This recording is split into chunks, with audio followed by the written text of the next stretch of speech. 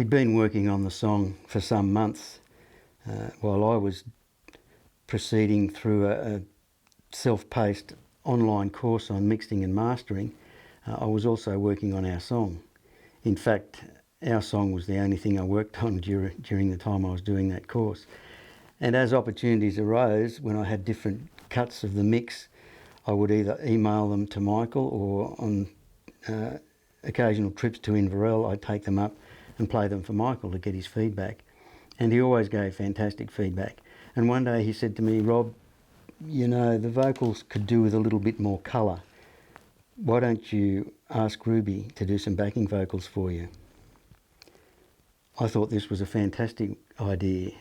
Ruby's my wife, and I knew that it would take some cajoling from me to get her involved, but we crossed that bridge and took her to a recording facility in Port Macquarie, along with our youngest son, Ben.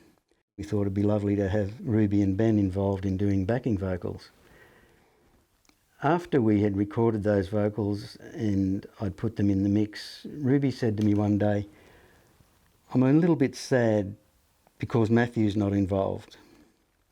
Ruby and I have 3 sons. Dylan's the eldest, then Matthew, and Benjamin's the youngest. And upon reflection, I thought that was sad as well, because if we could get Matthew involved, every member of our family would have a role to play in the song. So that gladdened my heart. And Ruby came up with the great idea that we could get Matt to narrate the first half of the first verse. I used to sing the first few lines, and it's a fairly quiet passage of the song, and my voice really wasn't doing it very well. So I started to read half of the first verse, which it felt more comfortable, and it felt a fitting way to lead into the song in a more gentle manner. So I thought it was a great idea of Ruby's that we get Matthew to do that instead of me. Matthew lives and works in Sydney.